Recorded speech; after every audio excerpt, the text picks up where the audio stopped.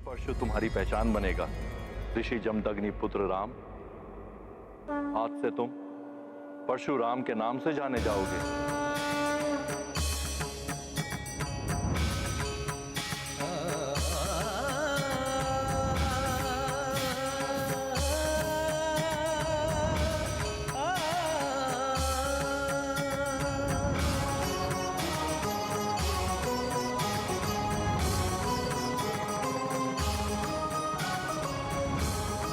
ओम नमः शिवाय।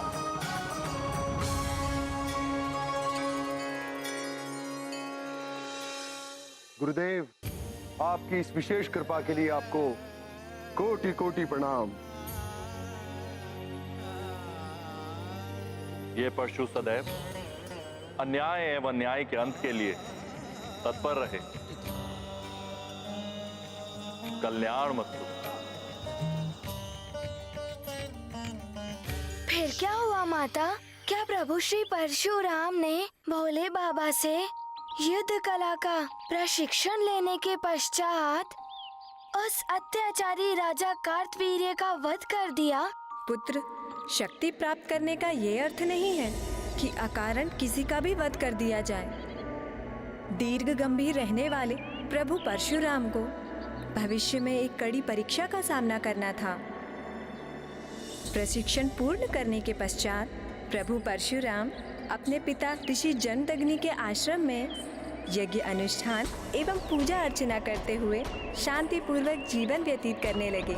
माता, ऐसा क्या हो गया था जो प्रभु श्री परशुराम जी के शांत जीवन को अशांत कर गया?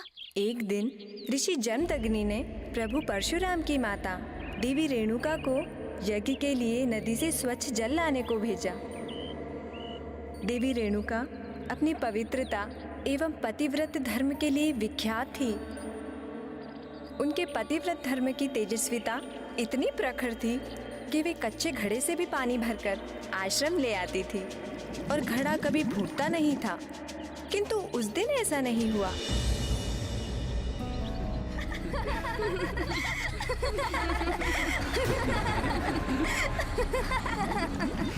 इस निर्जन वन में हंसने की ध्वनि।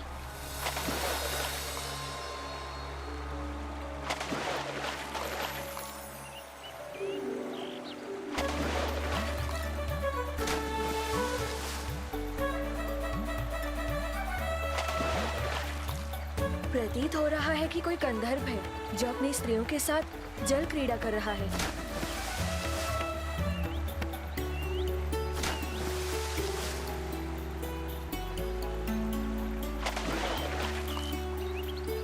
बड़ा ही आनंददायी है इनका ये मनोविनोद।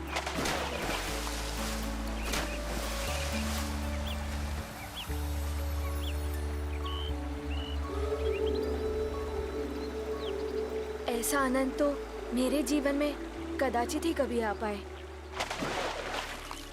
मैं तो मात्र कल्पना ही कर सकती हूँ ऐसे आनंद की।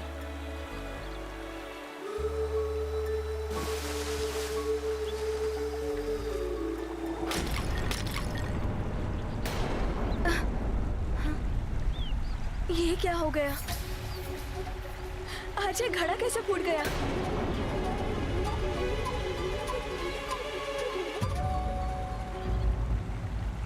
ये तो अनर्थ हो गया।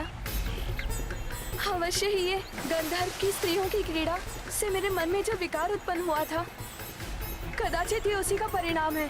और मैं जल कैसे ले जा पाऊंगी? क्या कहूंगी स्वामी से?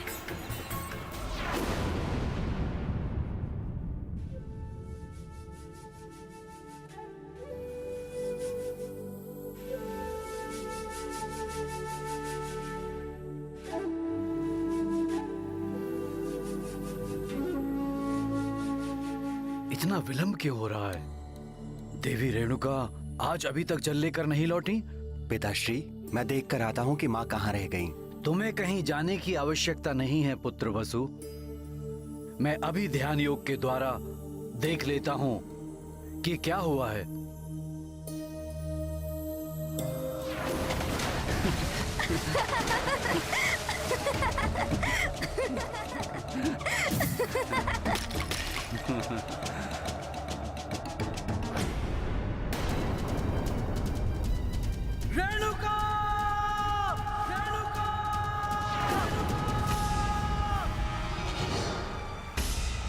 ये तो स्वामी का स्वर है। प्रतीत हो रहा है कि वो अधिक ही क्रोध में है। कहीं मुझे दंडित ना करें।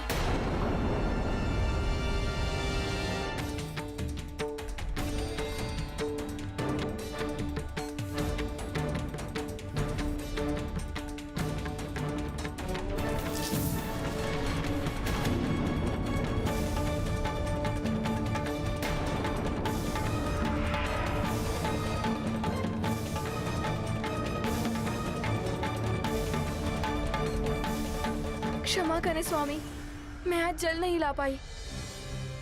कदाचित घड़ा आज अधिक ही कच्चा रह गया था। घड़ा नहीं, तुम्हारा मन कच्चा था।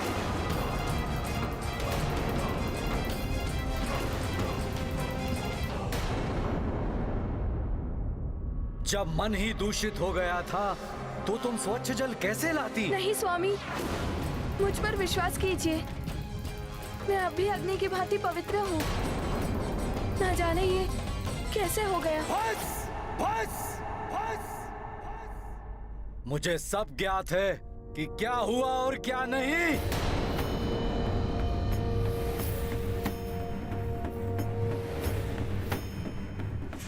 रूपवान, सुखेन, वसु, विश्वास, उतरो। ये स्त्री जो तुम्हारी माँ है, इसका मन दूषित हो गया है। सब कुछ जानते हुए भी मिथ्या संभाषण किया है इसने। ये दंड की पात्र है। अतः आगे बढ़ो और अंत कर दो इस स्त्री का।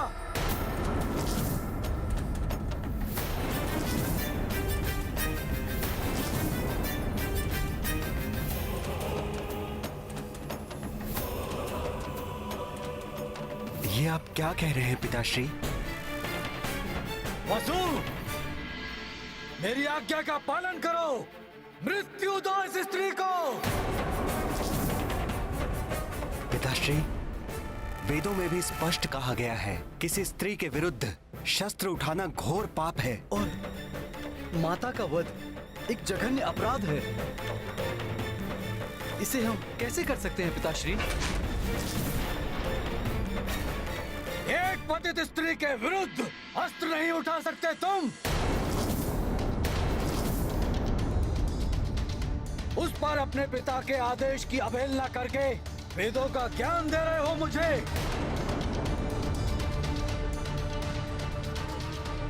वेदों में तो यह भी लिखा है कि अपने पिता की आज्ञा का पालन न करना घोर पाप होता है। पिता के आदेश की अवज्ञा करने वाले पुत्रों, दंड के पात्र हो तुम सब। मेरा आदेश सुनकर भी तुम सब शिला की भांति मौन एवं स्थिर रहे। मेरा श्राप है तुम सबको, इसी क्षण शिला में परिवर्तित हो जाओगे।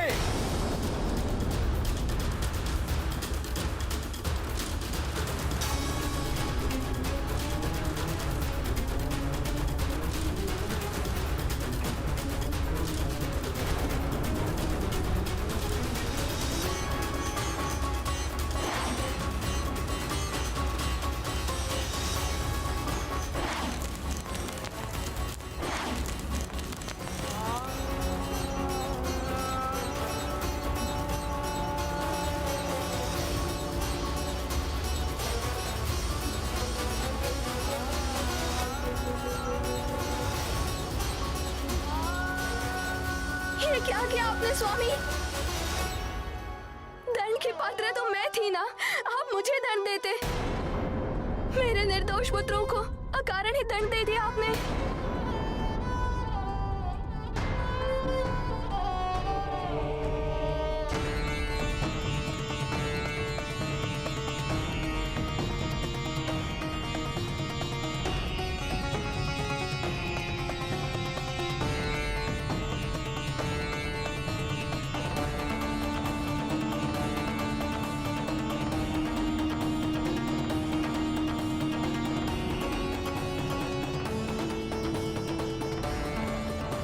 प्रणाम पिताश्री। प्रणाम मां।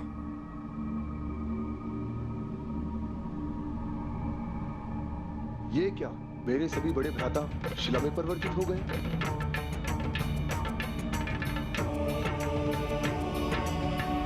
और माँ का मुख भी अपराध बोध से मलिन प्रतीत हो रहा है। पिताश्री, क्या हुआ? ये सब? राम, पतिव्रत धर्म से पतित हुई अपनी माँ का वध कर दो।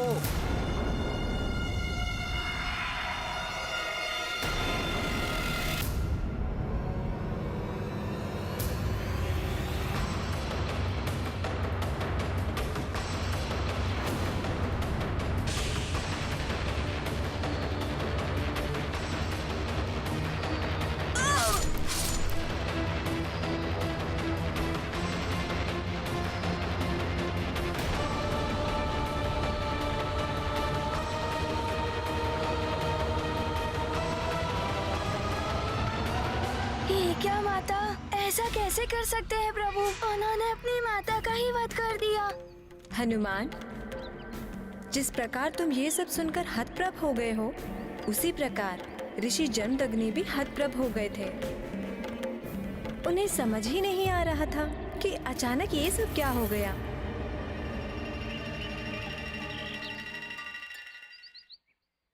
ये क्या हो गया राम? मैंने तो क्रोधित होकर आदेश दिया था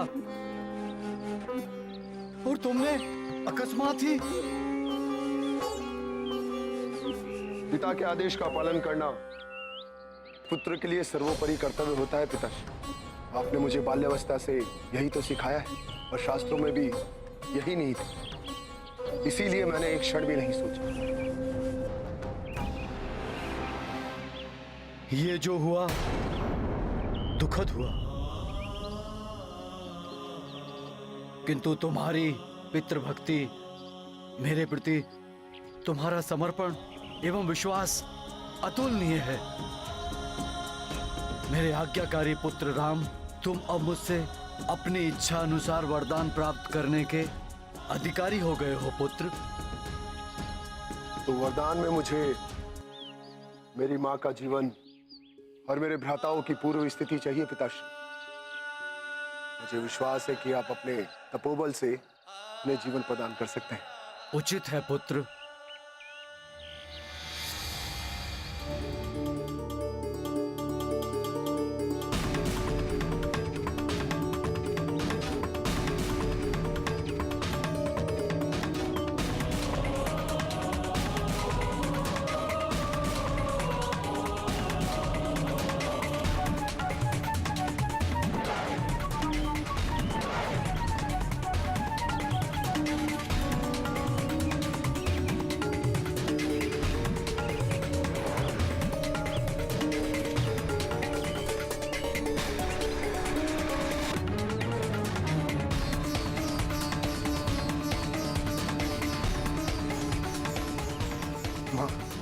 हाँ पुत्र।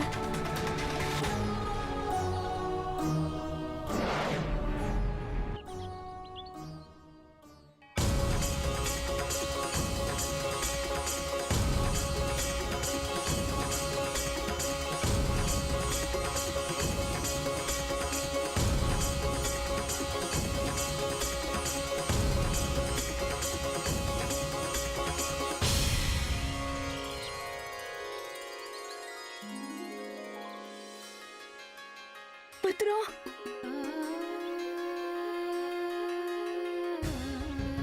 तुम ठीक हो ना पुत्र? हाँ माते।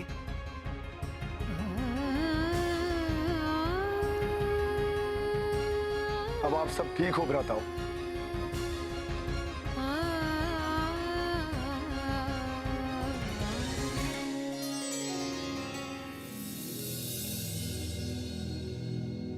माँ,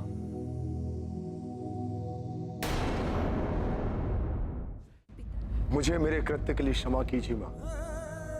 मुझे दुख है कि एक पुत्र होकर मैंने। पुत्र,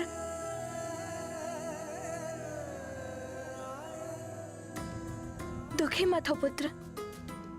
कदाचित मेरे मन के विकार को इसी प्रकार मिटना था, किंतु तुम्हारा ये कृत्य संसार में आने वाली सभी पीढ़ी के समक्ष पितृभक्ति का सर्वश्रेष्ठ उदाहरण बनेगा। मेरा आशीर्वाद है तुम्हें, चिरंजीवी भव। जब तक ये संसार रहेगा तब तक तुम्हारा जीवन रहेगा।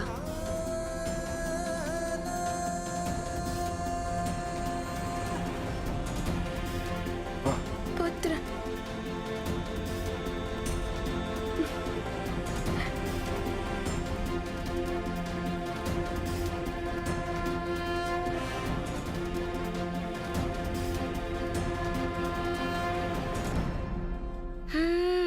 प्रभु श्री परशुराम जी ने बिना विचार किए ऐसा कृत्य कर दिया। मैं तो ऐसे कृत्य के बारे में अपनी कल्पना में भी नहीं सोच सकता माता। परशुराम के ये कृत्य एक पुत्र की कर्तव्य निष्ठा का चरमोत्कर्ष है हनुमान। के पिता के आदेश का पालन करने में किसी भी प्रकार की सोच विचार की आवश्यकता नहीं होती। उन्होंने जो किया वो कल्पना से परे था, अपितु उन्हें जो प्राप्त हुआ वो कल्पनातीत था। फिर क्या हुआ माता? सहस्त्र भुजाओं वाले राजा कार्तवीर्य से परशुराम जी का सामना कैसे हुआ? ऋषि जमदग्नि अपने परिवार के साथ सुखद समय व्यतीत कर रहे थे। फिर एक दिन प्रभु परशुराम वन में लकड़ियां लेने गए हुए थे। उस समय क्रूर राजा कार्तवीर्य अर्जुन अपनी सेना के साथ उनके आश्रम के निकट से निकला और आश्रम को देख वे अशिष्टता पूर्वक अपने सैनिकों के साथ उसमें प्रविष्ट हो गया। देवी रेणुका ने अपने राजा का सत्कार करने के लिए उन्हें भोजन ग्रहण करने को कहा।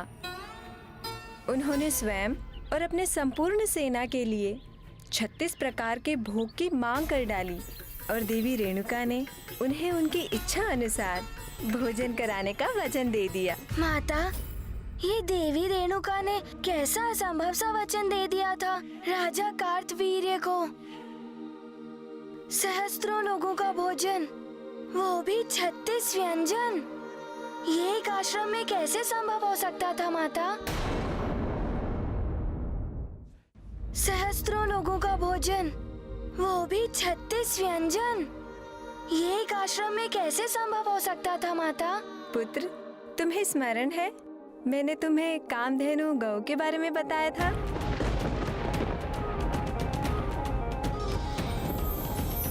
हाँ माता, हनुमान को स्मरण है।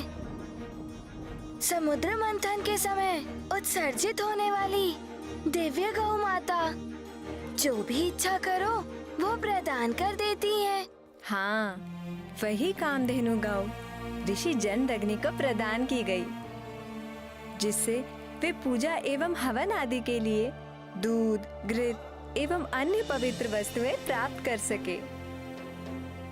उसी कामधेनु गौ ने ऋषि जमदग्नि की सहायता की और वो सब प्रदान किया जो राजा कार्तवीर्य चाहते थे।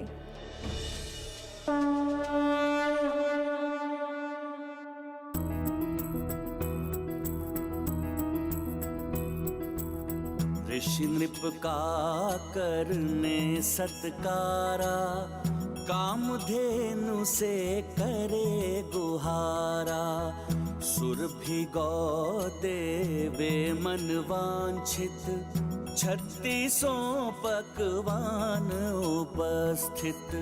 पुत्र सहित रेणुका माई, थाल अतिथि गण के सजाई। राजन सैन्य बल संग आए, भोज किए और तृप्ति पाए। तो इस दिव्य गौ ने इन्हें ये भोजन सामग्री, आसन आदि प्रदान किए हैं। इसका अर्थ ये है कि ये इच्छा पूर्ति दिव्य गौ है, कुछ भी मांगा जा सकता है इससे। ऋषिवर,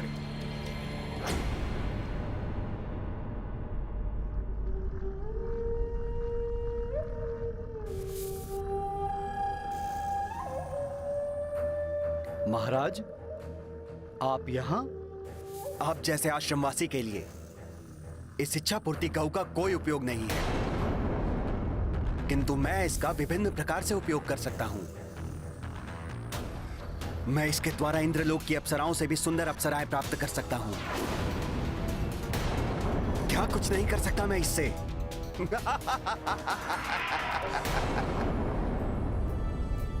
ये दिव्य गाय मुझे धार्मिक अनुष्ठानों में सहायता प्राप्त करने के लिए देवताओं द्वारा प्रदान की गई है, सांसारिक सुख के वस्तुओं की प्राप्ति के लिए नहीं।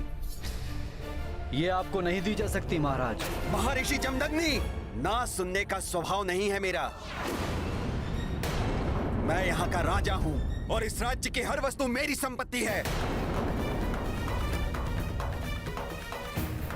तो आप मुझे ना करने का दुस्साहस नहीं करें तो उचित होगा। राजन, इस आश्रम पर और विशेष रूप से इस दिव्य गौ पर आपका या और ना किसी अन्य का कोई अधिकार बनता है।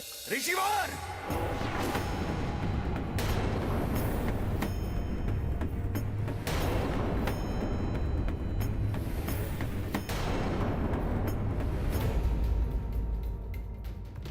इस दिव्य गौ कामधेनु को कोई भी यहाँ से लेके जा नहीं सकता।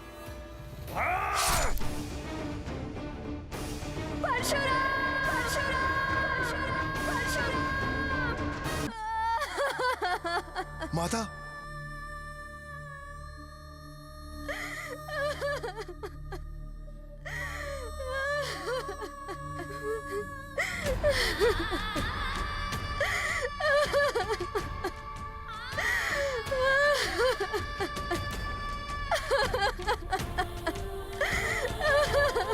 ये क्या हो गया? ये महाविनाश जैसे कोई भूचाल आया हो। दिव्य गो कामधेनु भी नहीं है।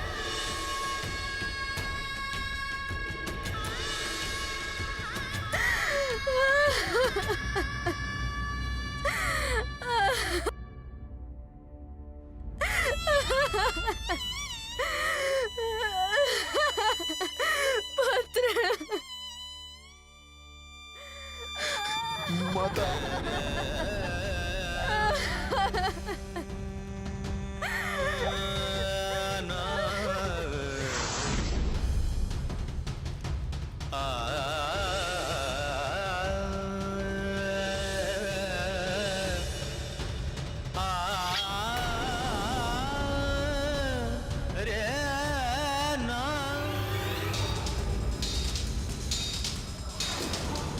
कार्तवीर अर्जुन, मैं जमदग्नि पुत्र परशुराम शपथ लेता हूं, मैं अपने पिता की इस निर्जीव देह की तुम्हारे वंश का समूल नाश करूंगा। मैं जितने आघात तुमने मेरे पिता और भाइयों की देह पर किए हैं, उतनी बार मैं तुम जैसे अभिमानी और अत्याचारी राजाओं का संहार करूंगा। इस धरा से रक्तिम कर दूंगा मैं क्षत्रियों के लहू से संपूर्ण पृथ्वी को, और इसका आरंभ होगा तुम्हारे विनाश से, कार्तवीर अर्जुन।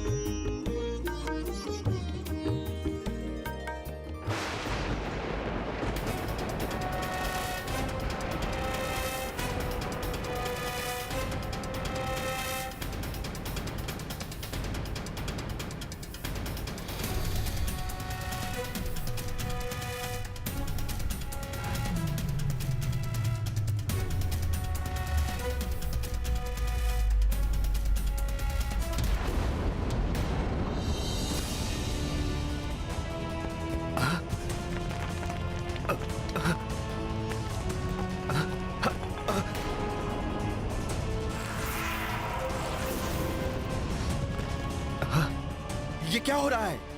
अकस्मात ये भूकंप? दुष्ट अभिमानी कार्तवीर अर्जुन, निकल कर आओ अपने राजमहल से बाहर।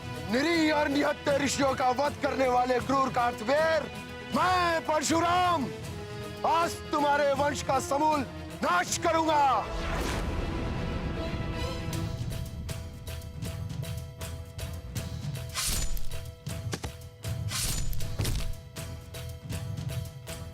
कार्तवीर अर्जुन, किसकी ललकार है ये?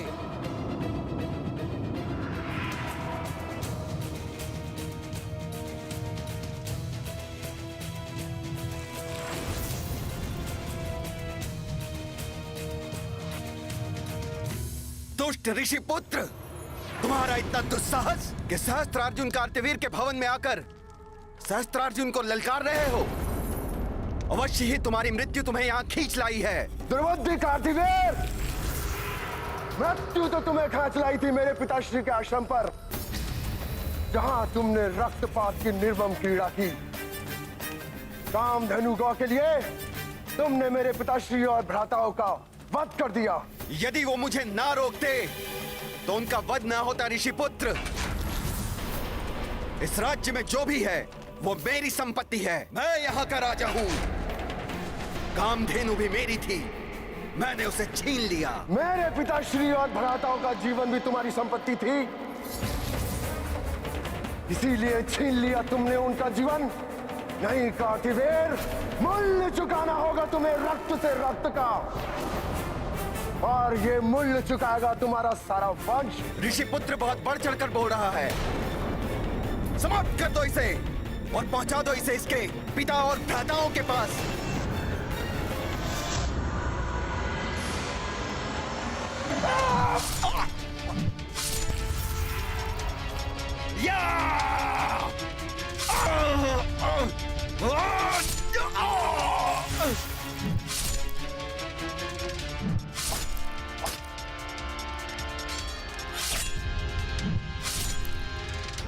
मेरा पुत्र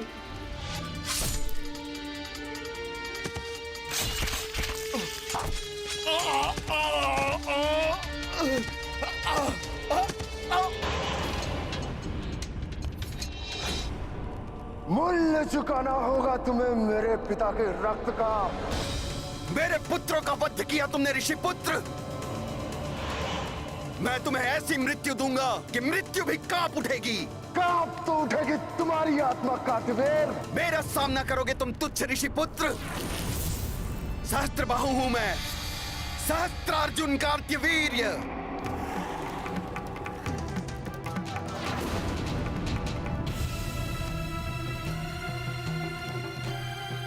देखो मेरी सहस्त्र भुजाएं, क्षण भर में मसल के रख देंगी तुम्हें। गरजने वाले मेघ बरसते नहीं है कार्तिवीर। तुम्हारी ये सहस्त्र भुजाएं लता वल्लरियों की तरह काट कर रख देगा मेरा परसों। आओ दिखाओ अपनी सहस्त्र भुजाओं का बल।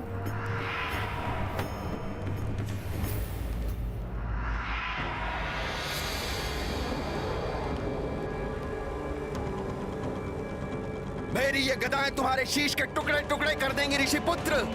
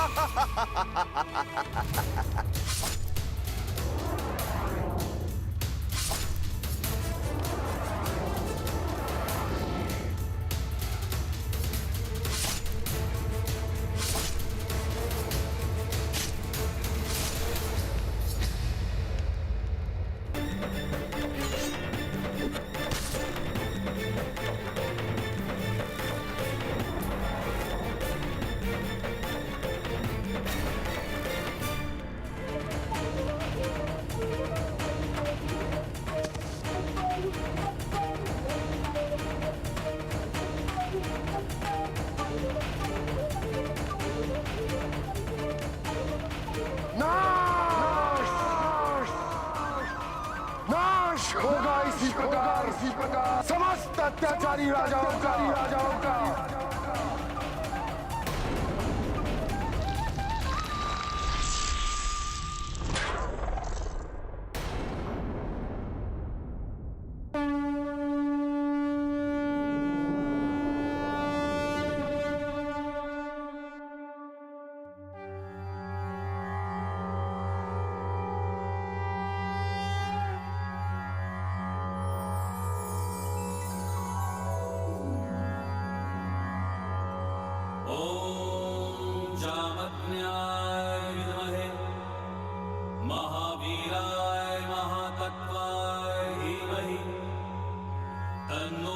परशुरामः प्रचोदयात् तन्नो परशुरामः प्रचोदयात्। ॐ जामज्ञाय विद्महे महावीराय महातत्त्वाय धीमहि तन्नो परशुरामः प्रचोदयात् तन्नो परशुरामः प्रचोदयात्।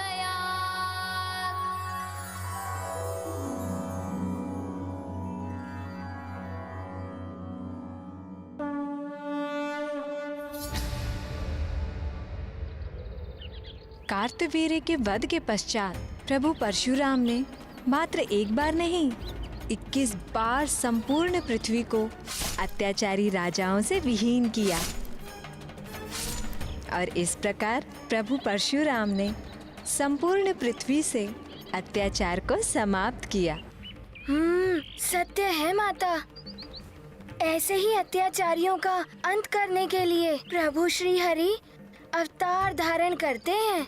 तो देखा कितने उग्र क्रोधी एवं बलवान थे प्रभु परशुराम और किस प्रकार धरती को पाप के बोझ से मुक्ति दिलाई प्रभु परशुराम ने। अब बताओ हनुमान, इस अवतार कथा से तुमने क्या सीखा? अब तुम्हारे भी कर्तव्य निभाने का समय आ गया है। माता, मैं आपके कथन का आशय नहीं समझ पाया।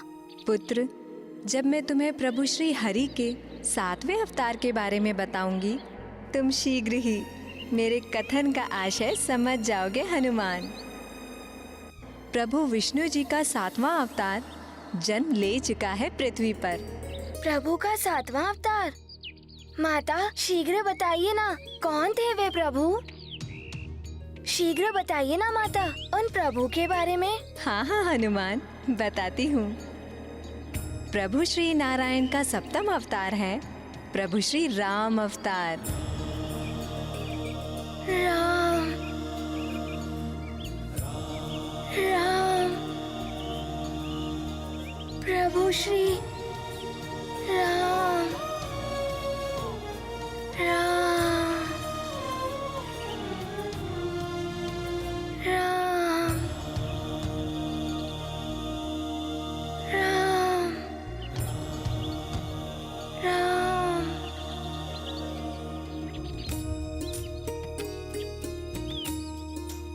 ये नाम तो जैसे हनुमान के हृदय पर अंकित है माता। ऐसा क्यों प्रतीत हो रहा है हनुमान को जैसे राम नाम जन्म जन्मांतर से उससे संबंधित है माता। राम राम राम। हरि नाम बजने से जो सुख प्रहलाद जी को प्राप्त हुआ था, वही सुख प्रभु श्री राम नाम के स्मरण एवं उच्चारण से हनुमान को उसी सुख का अनुभव हो रहा है। राम राम। मुझे ज्ञात है पुत्र, प्रभु राम से अपनी भेंट की स्मृति तुम भूल चुके हो, परंतु प्रभु मिलन का दिव्य अनुभव, उससे उत्पन्न भक्ति की उमंग कोई कैसे भूल सकता है? तुम्हारे हृदय के कण कण में व्याप्त है वो।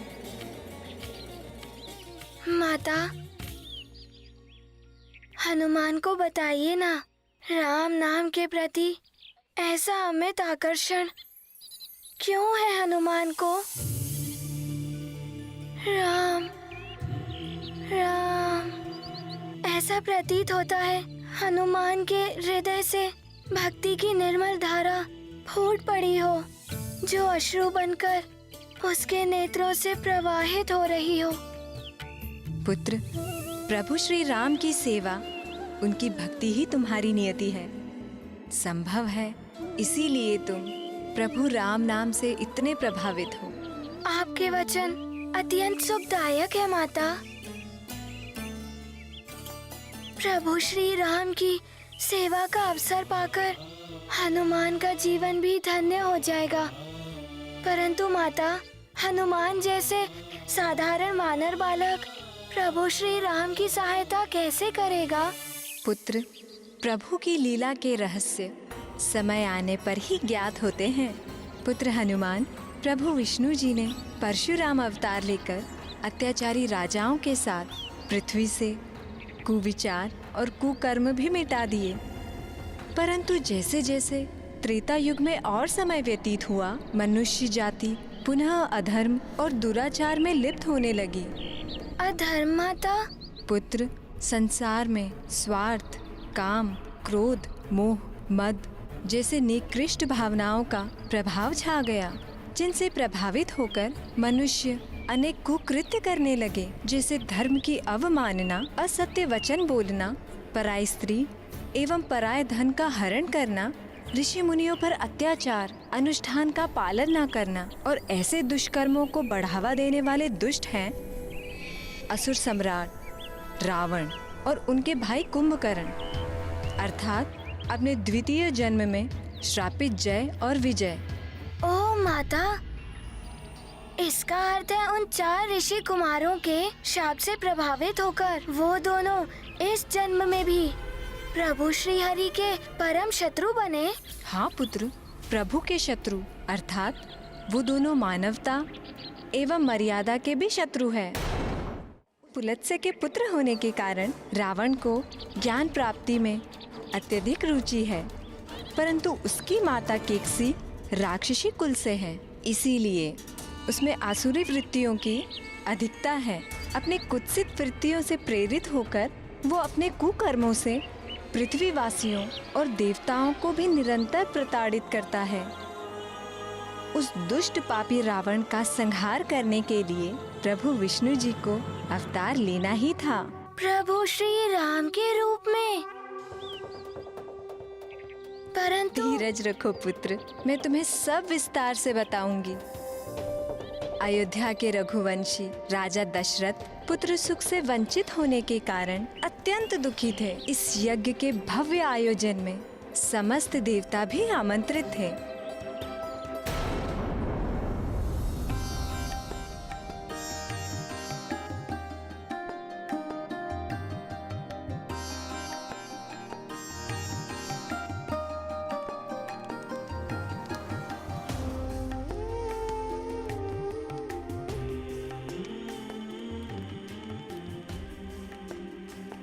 हे प्रभु ब्रह्मदेव, दुष्ट रावण अपनी समस्त सीमाएं लांघ चुका है। शीघ्र उसका अंत नहीं किया तो। देवराज इंद्र, आप निश्चिंत रहिए।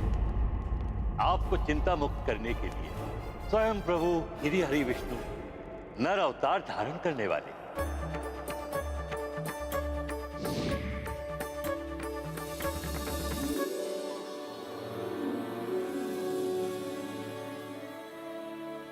प्रणाम ब्रह्मदेव।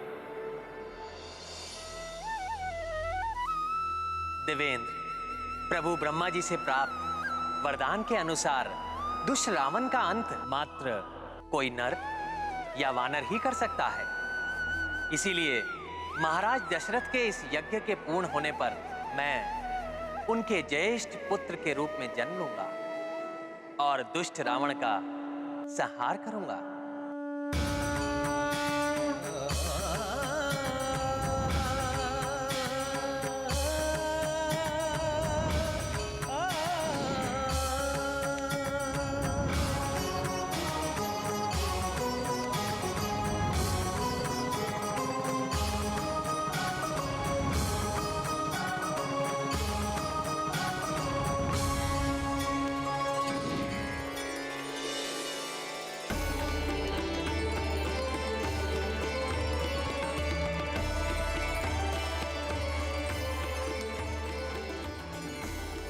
महाप्रतापी महाराज दशरथ, मैं प्रजापत्य पुरुष आपको ये आशीष देता हूँ कि पुत्रों की प्राप्ति की आपकी मनोकामना अवश्य पूर्ण होगी। देवताओं द्वारा बनाई गई इस दिव्य खीर के प्रसाद को अपनी पत्नियों में बांट दीजिए। उनके इस दिव्य खीर के प्रसाद के ग्रहण कर लेने से शीघ्र ही आपके राजप्रासाद में पुत्रों की किलकारियां गूंज उठेंगी।